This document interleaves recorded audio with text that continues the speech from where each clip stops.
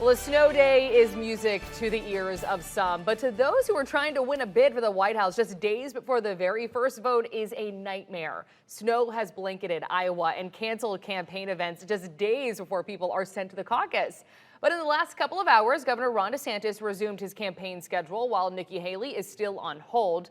Wink News is campaign central, and Wink News reporter Claire Galt is in Iowa braving that snow and the really cold temperatures. Claire, is Des Moines shut down right now?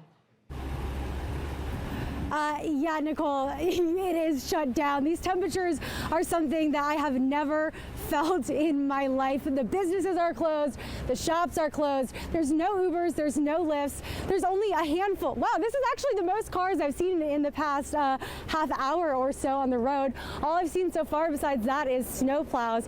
I think a lot of them are coming here to Casey's gas station, which is one of the only places where we've been able to find gas. So if you need gas, good luck, because it is easy to run out and you don't want to run out here. But probably the worst part is the wind that is just blowing the snow onto you.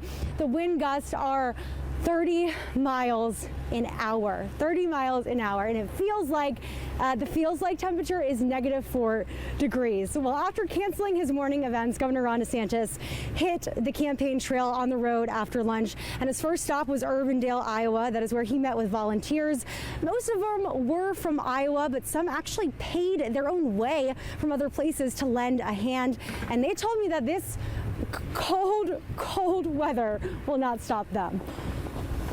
I don't care how cold it is. I don't care if the wind's blowing. You're in a door knock today. If we show up at that door, what better evidence is it that the person at the other end of the door should spend 3 hours tonight in the cold voting for the man that we support? So we're ready to do that. This is a time for choosing, and it's a seminal moment in this country to really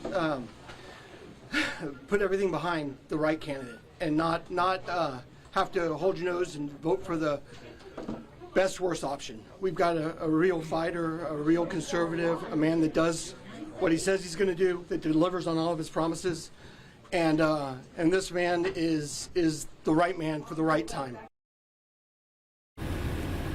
Well, if you're wondering why I'm clenching my fists, it's because I have heat warmers in here. I have them packed all over my entire body.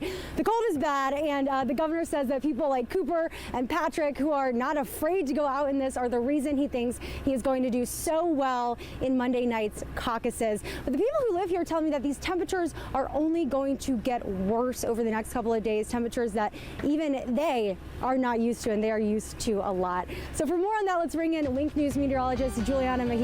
Juliana, how bad? Warn me now, because I am not prepared. I know. I mean, I am cold just looking at you out there, Claire. Here's a look at the active weather alerts across the country through tomorrow, including a blizzard warning for majority of the state of Iowa, as well as winter storm warnings here stretching across much of the Midwest. Again, that's active through tomorrow, but you're talking about wind, and there is an active wind chill warning as well as a wind chill watch for most of the state of Iowa through Tuesday. That goes through Tuesday at noon due to wind gusts possible upwards of 50 miles per hour and wind chills as low as 45 degrees below zero across all of these areas that are shaded in those colors. And I've got the verbiage here from the National Weather Service with life-threatening wind chills expected through this weekend, through Tuesday. So this is something to be taken seriously. It's encouraging to see people that are